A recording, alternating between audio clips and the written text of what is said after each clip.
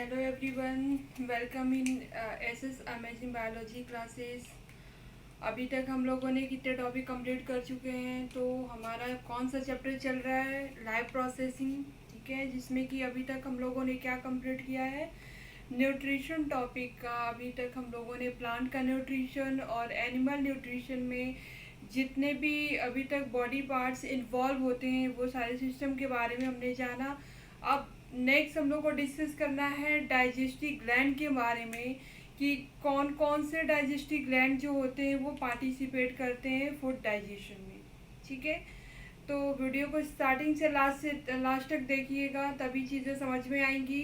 और जो previous video अगर नहीं देखा है तो उसको हाफ से चीज़ें जल्दी क्लियर नहीं होंगी, इसलिए प्लीज़ मेरे प्रीवियस वीडियो पे जाइए और उसको देखिए। उसके बाद फिर आगे नेक्स्ट जितनी भी ये चीज़ें वो समझ में आएंगी और आज की क्लास भी समझ में आएंगी। ठीक है, तो इसी के साथ स्टार्ट करते हैं आज का क्लास। सबसे पहले यहाँ पे मेंशन करते हैं, फिगर के थ्रू आपको चीज़ें क्लियर कर देते हैं। उसके बाद डाइजेस्टिव ग्लैंड के बारे में हम लोग समझेंगे। तो रफली एक डायग्राम ड्रॉ कर रहे हैं जिसके बारे में पूरे सिस्टम के बारे में आपको यहाँ से पता चल जाएगा कि कौन कौन से बॉडी पार्ट्स इन्वॉल्व होते हैं और क्या क्या फंक्शन करते हैं।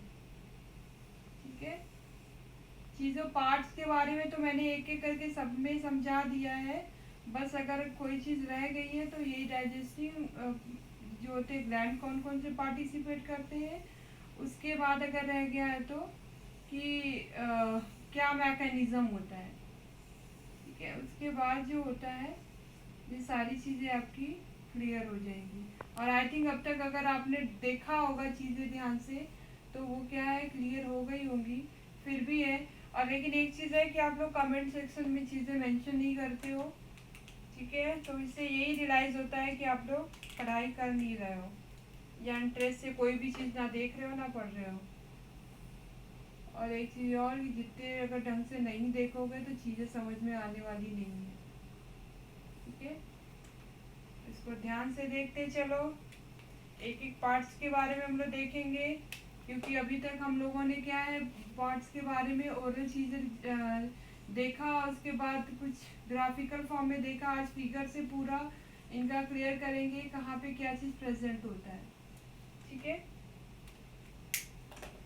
Missing in their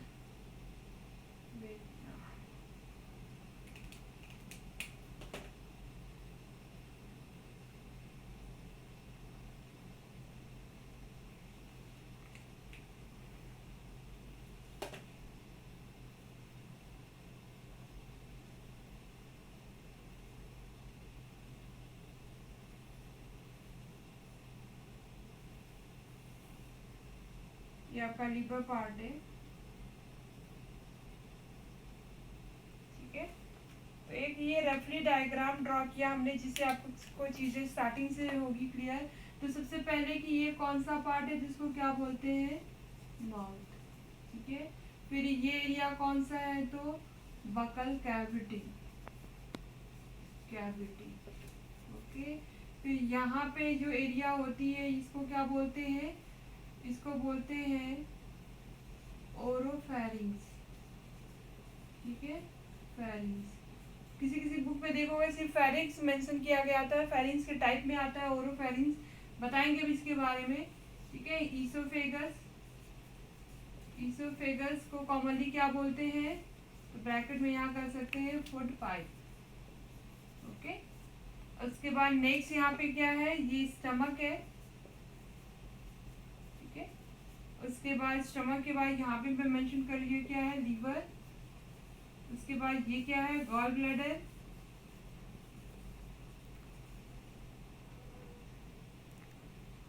gall bladder. उसके बाद यहाँ पे ये क्या है, पैंक्रियास। उसके बाद यहाँ से स्मॉल इंटेस्टाइन का पार्ट शुरू हो जाता है। तो यहाँ पे पार्ट वाइज मैं बता देती हूँ, जैसे कि यहाँ से ये क्या हो जाएगा आपका डिओडेनम।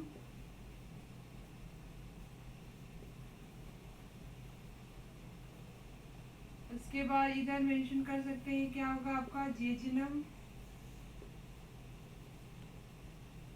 उसके बाद लास्ट ये पार्ट होगा जिसको क्या बोलेंगे, जिसको बोलेंगे इलियम, ठीक है। उसके बाद ये पार्ट आपका क्या है, अपेंडिक्स है। उसके बाद ये अपेंडिक्स किसकी फोल्डिंग पार्ट होती है, सीकम, ठीक है। उसके बाद सीकम के बाद यहाँ पे एक चीज और मेंशन कर लेते हैं कि ये कौन सा पार्ट है, तो इसको बोलते हैं कोलन।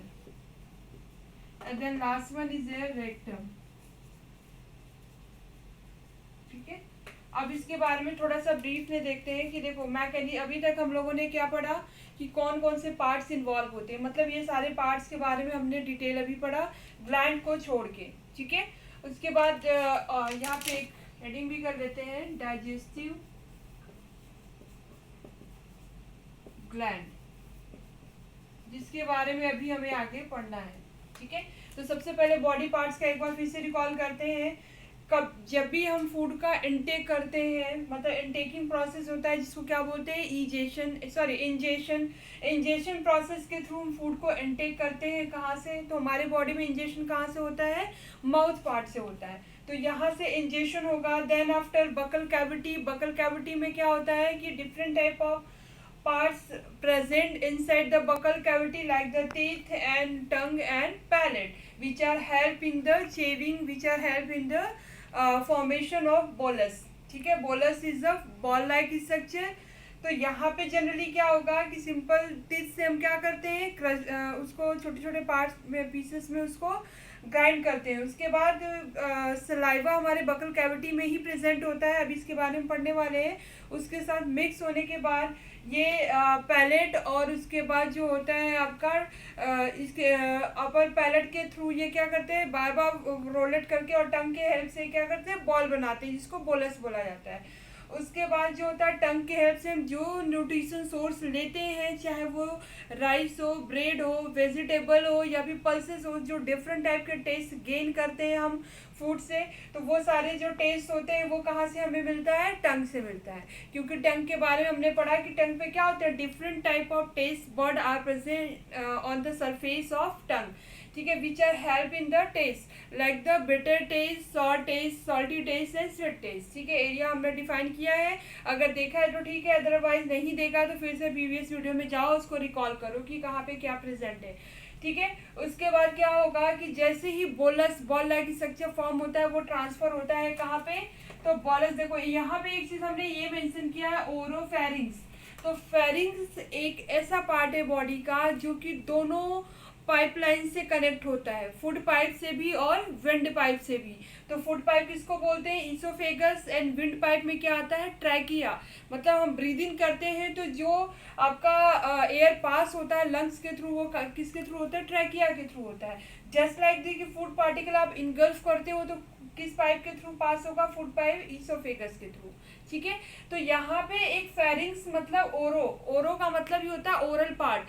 तो ओरल का पार्ट कौन सा होता है, माउथ का एरिया, जहाँ से कि आप लास्ट पोस्टीरियर रीजन में जाने के बाद यहीं से आपका दो पाइप कनेक्टेड होता है, एक होता है आपका फूड पाइप, दूसरा यहीं से क्या होगा, विंड पाइप का कनेक्शन होता है। तो फेरिंग्स एक ऐसा रीजन है जहाँ से कि दोनों पाइप जो होते हैं वो सेपरेट होते हैं, wind pipe separate for respiration and food pipe separate for digestion। तो यहाँ पे क्या होगा कि ओरोफेरिंग्स ओरल पार्ट में है, तो यहाँ से क्या होगा, फूड पार्टिकल इनगल्फ करेंगे ईसोफेगस पाइप के थ्रू, वो एंटर होगा कहाँ पे, स्टमक के अंदर। ईसोफेगा हमने क्या बताया था, एक चीज और, जब ईसोफेगस और स्टमक के बारे में हमने बताया था प्रीवियस वीडियो में देखना, तो उसमें हमने ये चीज बताया है कि पूरे एलिमेंट्री कैनाल में जो होता है पेरिस्टालसिस मोमेंट होता है, ठीक है, रिलैक्सेशन कॉन्ट्रैक्शन मोमेंट। तो ये सी मोमेंट के थ्रू जो जनरली फूड पार्टिकल मीन्स की बोलस जो होता है वो आगे पास होता है, ठीक है। अगर आउटफॉर्म देखा होगा तो अपनी बॉडी को क्या करता है, स्ट्रेच करता है, फिर बैक बॉडी को क्या करेगा, फोल्ड करेगा, फिर स्ट्रेच, इस तरह से वो फॉरवर्ड डायरेक्शन में मूव ऑन होता है। जस्ट लाइक दिस यहाँ पे भी क्या होता है कि ये मस्कुलर जो मोमेंट होता है जिसको पेरिस्टाल्टिक मोमेंट बोलते हैं, उसी मोमेंट के थ्रू जो होता है जनरली फूड पार्टिकल जो होगा वो पास होकर स्टमक में आता है। और एक चीज़ और है, यहाँ पे हमने डिस्कस किया था कि इनके ईसोफेगस के अंदर मीन्स की फूड पाइप के अंदर इनर वॉल पे क्या होता है, म्यूकस का सिक्रीशन होता है। Mucus is a chemical substance slightly slimy in nature which are help in the transfer of bolus from mouth to stomach. तो यहाँ पे क्या करेगा कि जो बोलस बॉल लाइक स्ट्रक्चर, देखो किसी भी चीज़ को ईजिली मूव कराने के लिए लुब्रिकेंट की ज़रूरत पड़ती है। तो यहाँ पे हमारे देखो कितना भी पेरिस्टाल्टिक मोमेंट हो जाए, जब तक वहाँ पे कोई भी लुब्रिकेंट मटेरियल, स्लिमी मटेरियल नहीं होगा तो वो इजीली पास होकर स्टमक तक आएगा नहीं आएगा। ठीक है, तो यहाँ पे क्या होता है कि बोलस जो होता है वो जैसे ही यहाँ पे आउटर सरफेसिंग का स्लिमी होने की वजह से ही क्या होता है वो बॉल इजीली पास होके कहाँ पे आ जाएगा, स्टमक के अंदर आएगा। ठीक है, स्टमक के अंदर आने के बाद क्या होता है कि हमने डिस्कस किया था कि 4 type parts are present in stomach, like the cardiac and fundus body and pyloric part। तो यहाँ पे क्या होगा कि जैसे इसोफेगस के अंदर जो होता है इनर वॉल पे क्या होता है, इनर वॉल पे होता है कि क्यूबॉइडल सेल्स होते हैं, टिश्यू होते हैं, जिससे कि क्या सिक्रेट होता है, म्यूकस।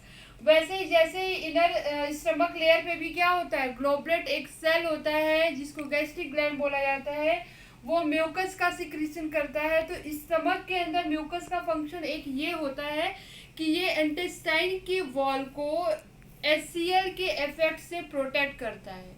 ठीक है, क्योंकि स्टमक में ही एचसीएल का सिक्रीशन होता है, हाइड्रोक्लोरिक एसिड का, जो कि क्या होता है, स्टमक का अगर पीएच हम देखेंगे तो 1.5 होता है, जो कि हाईली एसिडिक होता है। अगर इनकेस म्यूकस यहाँ पे नहीं होगा तो स्टमक का वॉल इनर क्या होता है, वो पूरी तरह से रैप्चर हो जाएगा, डिस्ट्रॉय हो जाएगा, सेल्स जितने भी टिश्यू होंगे। तो ये एक तरह से थिक लेयर होता है म्यूकस का, जिसकी वजह से स्टमक का वॉल जो होगा वो प्रोटेक्ट होगा। उसके बाद जो होता है आगे पास होता है, स्टमक में भी पेरिस्टाल्टिक मूवमेंट होता रहता है। 3 to 4 आवर्स तक जो जनरली फूड जो होते हैं वो चर्न होते रहते हैं, फिर उसके बाद ही वो डाइजेस्ट होकर कायमा में कन्वर्ट होते हैं। एंड व्हाट इज द कायमा? कायमा is the liquid form of food material. After the mixing of HCl, the food particle form the chyma। तो जैसे ही ये मिक्स होगा किसके थ्रू, जैसे कि HCl के साथ मिक्स हो जाएगा, जब जितने भी फूड मटेरियल जो बोलस हमने एंटर किया है, तो उसके बाद ये क्या बनाएंगे, काइमा बनाएंगे, या फिर इसको काइम भी बोला जाता है। फिर इसके बाद वो काइम पास होता है स्मॉल इंटेस्टाइन के इधर एरिया में, ड्यूडेनम के पास। ठीक है, तो ड्यूडेनम जो स्मॉल इंटेस्टाइन का जो होता है ये मेजर डाइजेस्टिव पार्ट एरिया होता है। और यहाँ पे क्या होता है कि जैसे ड्यूडेनम के पास ये काइम पास होगा, तो ड्यूडेनम के पास ही आपका लीवर और पैंक्रियाज कनेक्टेड होता है, किससे, स्मॉल इंटेस्टाइन से। ठीक है, तो फर्स्टली देखो यहाँ पे एक चीज क्लियर याद रखना कि liver are not directly connect to the duodenum, means की लीवर का जो बोल सकते हो कि डक्ट होता है वो डायरेक्टली पहले किससे कनेक्ट होगा, पैंक्रियाटिक डक्ट से, मतलब पैंक्रियाज से। आफ्टर दैट जो पैंक्रियाज होता है वो कनेक्ट होता है ड्यूडेनम से। ठीक है, तो यहाँ पे एक चीज और देख लो कि जहाँ पे कि ये आपका ये हो गया, सपोज है ये गॉल ब्लैडर, इधर लीवर का एरिया हो गया, ये डायरेक्टली जाके किससे कनेक्ट हो रहे हैं, ये कनेक्ट हो रहे हैं आपके पैंक्रियाज से, ये हो गया पैंक्रियाज का एरिया। तो जो ये स्वेलिंग एरिया, देखो जनरली कॉन्सेप्ट रखना कि जब भी किसी रास्ते से आप गुजरते हो तो जहाँ भी आपका जैसे 2 रास्ते जुड़ते हो, 3 रास्ते जुड़ते हो, तो वो एरिया काफ़ी ब्रॉड होता है। ठीक है, तो जस्ट लाइक दिस यहाँ भी एक जंक्शन की तरह क्या होता है कि एक ट्यूब लाइन इधर से आ रहा है, एक ट्यूब पाइप इधर से आ रहा है, और ये आगे फॉरवर्ड हो रहे हैं। तो यहाँ का जो एरिया होगा इसको बोला जाता है एम्पुला। क्या बोला जाता है, तो यहाँ मेंशन कर सकते हो एम्पुला। ठीक है, एम्पुला। और इसको कॉमनली देखो, लीवर जो होता है बेसिकली किस सेल से बना होता है, हिपैटिक सेल्स। ओके, एंड उसके बाद जो होता है पैंक्रियाज जो होता है पैंक्रियाटिक सेल। तो हिपैटिक और पैंक्रियाज के टर्म पे इसको बोला जाता है हिपैटो पैंक्रियाटिक एम्पुला। एम्पुला कई जगह फॉर्म होता है, इसीलिए टर्म वाइज याद रखना कि हिपैटो पैंक्रियाटिक एम्पुला कई बार पूछता है, इंपॉर्टेंट है ये कि कहाँ प्रेजेंट होता है। तो याद रखना हमेशा कि लीवर जहाँ कनेक्ट होता है पैंक्रियाज से, उसी जंक्शन को बोलते हैं हिपैटो पैंक्रियाटिक एम्पुला। और एम्पुला टर्म जहाँ भी होगा उसका मतलब ही होता है कि जहाँ 2 ट्यूब जो होता है डक्ट आपस में इंटर कनेक्ट होते हैं, तो उसी एरिया को, उसी ब्रॉड एरिया को, उसी स्वेलिंग एरिया को बोला जाता है एम्पुला। ठीक है। तो यहाँ से आपका बाइल, लीवर से क्या सीक्रेट होता है, बाइल जूस, ठीक है, बाइल जूस सीक्रेट होता है। उसके बाद वो स्टोर होगा कहाँ पे, गॉल ब्लैडर में, और जैसे ही आपकी बॉडी में नीड होगा वैसे ही यहाँ से ये कहाँ पास होता है, पहले पैंक्रियाटिक डक्ट में आएगा, अभी पैंक्रियाट से क्या आता है, पैंक्रियाटिक जूस, दोनों मिक्स होके कहाँ पे आते हैं, ड्यूडेनम के पास आते हैं, और ड्यूडेनम के पास आने के बाद फिर क्या होंगे, यहाँ पे जितने फूड पार्टिकल यहाँ से स्टमक से पास हुए हैं ड्यूडेनम में, उसके साथ मिक्स होंगे, मिक्स होने के बाद वहाँ से डाइजेशन रेस्ट बचे हुए जितने भी हैं उनका उनके यूनिट मॉलिक्यूल में कन्वर्जन होगा। मतलब कि अगर कार्बोहाइड्रेट्स है तो वो क्या होगा, मोनोमर में कन्वर्ट होगा, मोनोसैकेराइड्स में, फैट है तो फैटी एसिड मोनोग्लिसराइड में, और उसके बाद प्रोटीन है तो एमिनो एसिड्स के फॉर्म में। मतलब final digestion process take place there, ठीक है। तो यहाँ क्या होता है, ड्यूडेनम के पास जो होता है फाइनली जो होता है यहाँ पे डाइजेशन होगा, उसके बाद जितनी भी डाइजेस्टिव मटेरियल एंड न्यूट्रिएंट है in the form of unimolecule and यहाँ से क्या होंगे, वो अब्जॉर्ब होंगे, कहाँ पे जाएंगे, ब्लड में जाते हैं, ठीक है। डीप में जब पढ़ेंगे तो बताएंगे कि यहाँ पे विलाई लाइक प्रोजेक्शन होता है जिसके थ्रू कि वो इजीली ट्रांसफर होते हैं, इजीली जो होते हैं इस इंटेस्टाइन एरिया से ब्लड में पास हो जाते हैं, ठीक है। और उसके बाद यहाँ से पास होने के बाद फैट एक ऐसा मॉलिक्यूल है जिसका अब्जॉर्प्शन सबसे लास्ट में होता है, कहाँ पे, इलियम पार्ट के पास। अदरवाइज जितने मटेरियल है वो सारे इजीली अब्जॉर्ब हो जाते हैं जेजुनम के पास आते आते, ठीक है। उसके बाद अनडाइजेस्टेड मटेरियल फिर क्या होगा, ट्रॉली यहाँ से आगे फॉरवर्ड होगा, पास होगा। उसके बाद आते हैं लार्ज इंटेस्टाइन के एरिया में, तो यहाँ पे सिकम होता है सबसे पहला, तो जहाँ से ब्रॉड एरिया स्टार्ट होता है वो लार्ज इंटेस्टाइन का पार्ट होता है। और उसके बाद यहाँ पे जो बल्क के फॉर्म में थोड़ा सा डाउन साइड में जो होता है कंडेंस हो जाता है, उसको क्या बोला जाता है, अपेंडिक्स, जो हमारे बॉडी में जिसका कोई यूज नहीं है। जनरली अपेंडिक्स का यूज़ कहाँ पे होता है, तो जितने भी हर्बीवोरस होते हैं वो रॉ मटेरियल को चेव करने में, उसका टेस्ट गेन करने में, तो चेव करने में जल्दी बोल सकते हो, डाइजेशन में अपेंडिक्स का रोल होता है। उसके बाद जो होता है यहाँ पे सिकम पे सिर्फ एक चीज़ का ऑब्जॉर्प्शन होता है, किसका, वाटर मॉलिक्यूल का। उसके बाद यहाँ से वाटर जब अब्जॉर्ब हो जाएगा, then after all the solid material are directly pass through the cecum to colon and colon then rectum, और रेक्टम के थ्रू भी इसको क्या करते हैं, पास आउट करते हैं। और एक चीज़ और याद रखना कि ये अपने आप से ही पास होते नहीं चले जाते हैं। हमने क्या बताया था कि पूरे एलिमेंट्री कैनाल में क्या होता है, पेरिस्टाल्टिस मोमेंट चलता रहता है जिसके थ्रू ही मटेरियल आगे फॉरवर्ड डायरेक्शन में पास होते रहते हैं, ठीक है। तो ये फिगर अगर यहाँ तक आपको क्लियर हो गया, और जहाँ तक मुझे है कि क्लियर हो गया होगा, अगर इनकेस नहीं हुआ तो वापस से इसको बैक जाओ और रिकॉल करके इसको पूरा सुनो अच्छे से, ताकि ये चीज़ें क्लियर हो जाए। उसके बाद हम लोग आएंगे किस पे, डाइजेस्टिव ग्लैंड के बारे में, ठीक है। तो आज के लिए बस इतना ही रहने देते हैं। नेक्स्ट हम लोग टॉपिक स्टार्ट करने वाले हैं, कौन सा, डाइजेस्टिव ग्लैंड। ओके, चलो, थैंक यू। और एक चीज़ और बोलना था कि वीडियो को आप लाइक करो, शेयर करो, सब्सक्राइब करो ज़्यादा से ज़्यादा, और चीज़ें और जो देख रहे हैं एटलीस्ट जितने भी व्यूअर्स हैं एटलीस्ट क्वेश्चन अराइज करो चीज़ें देखने के बाद, और कमेंट सेक्शन में उसको मेंशन करो, ठीक है। तो इसी के साथ अभी आज कंप्लीट करते हैं, मिलते हैं फिर वापस से नेक्स्ट लेक्चर में। Thank you.